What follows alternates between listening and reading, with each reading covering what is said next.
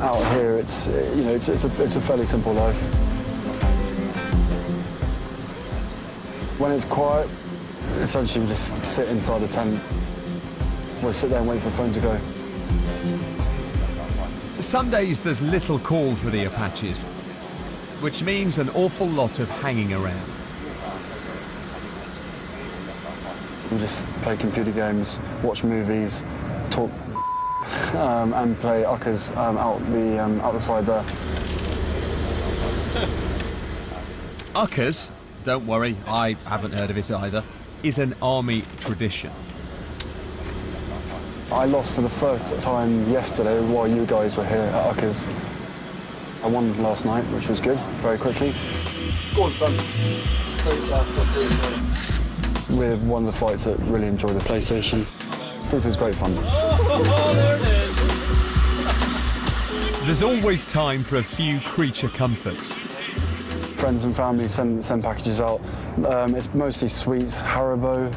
Everyone seems to think I love Haribo. Unfortunately, I do. Fellow pilot Captain Simon Beattie's been out here with Harry since September. He's a good guy. He's been round to our house a few times for dinner and bits and pieces, so easy to put aside the fact he's third in line to the throne. He's a normal guy. He's someone I consider a friend and someone I enjoy work with. He is just one of the lads. He comes in, he makes a brews for the boys, he chats, he has banter. He is just a normal member of our crew. Everyone treats him as an officer in the British Army. He's very professional in what he does, and it mixes with the lads quite well. I'm one of the guys, I don't get treated any differently. Hopefully most people will look at me just going, it's great to have him on board, great to have him wearing the same uniform and doing the same job as us.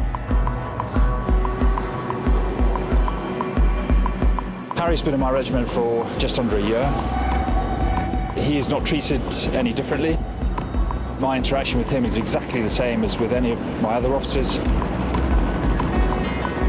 I think he's very much enjoying the anonymity that he's experiencing at the moment out here and getting on and doing the job that he's been trained to do.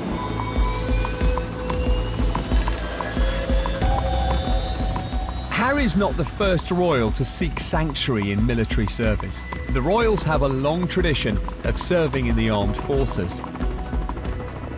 But nothing's ever simple for Harry. Even his army career has been dogged by problems. Harry set his heart on being a soldier at a very young age. It came as no surprise when he chose to train as an army officer at Sandhurst instead of university.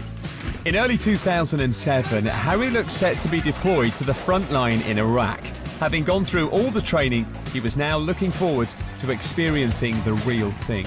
If they said, no, you can't go frontline, then I wouldn't drag my sorry ass through Sandhurst.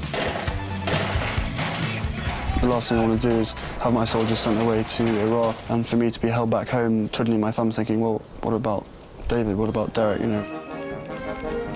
But his joy was short-lived.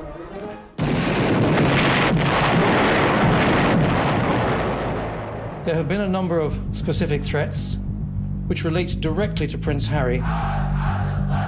Militias in Iraq were threatening to kidnap and kill Prince Harry. He was forced to stay at home.